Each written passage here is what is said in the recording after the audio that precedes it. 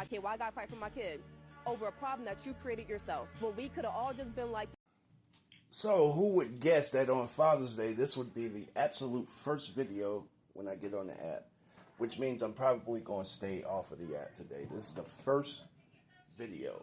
After this, I'm probably going to stay off of it. But if you even just think about it from a basic standpoint. So you said, the young lady in the video said, she doesn't think that black men fight hard enough for their children. And that doesn't make sense. So you want to complain that he's not around, but you put up a fight to him being around. How much sense does that make? Because it's very easy for you to become quickly when there's a breakup or the situation doesn't work out for whatever reason. It's very easy for you to become a thorn in his side. You go down there, you fill out some paperwork, and now you are automatically a problem. You become an obstacle in his life. But me, as a man being the primary provider, this is what I have to do in order to be able to see my kids. I have to hire a lawyer in order to petition the court. I have to take time off of work where I can't provide properly for my children and sustain life. I have to take time off work in order to make appearances in court, where even you might not even have to appear in court.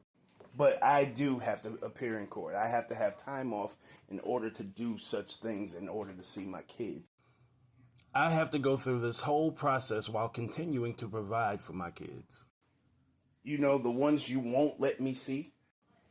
And the comparison that you make really doesn't make sense, because you say, oh, you left her to fight. You're the ones leaving relationships, first of all. You left her to fight life and to do things on her own, or whatever the case may be. But as long as you're receiving money from that man, you're not doing it on your own. Stop fooling yourself. You know, the weirdest thing about this conversation is this.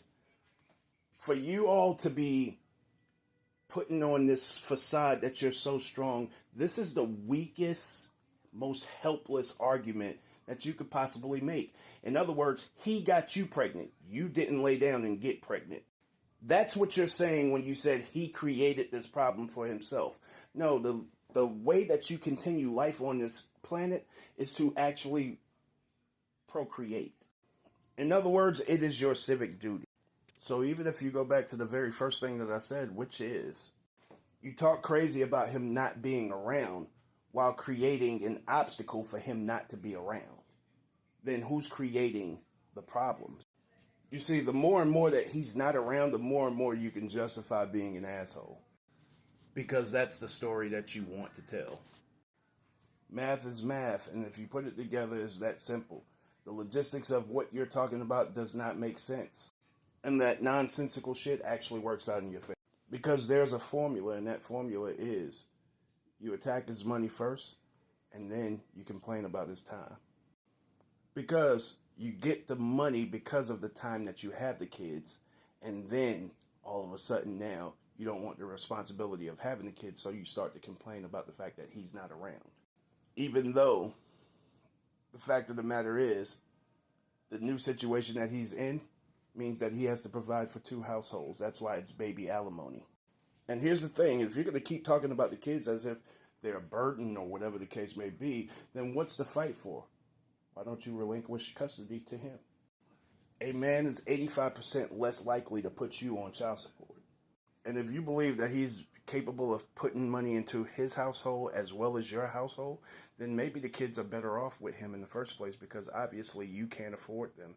You don't have the ability to nurture them. You don't have the ability to be there for them. So maybe the kids are in the wrong place in the first place. God bless. Show.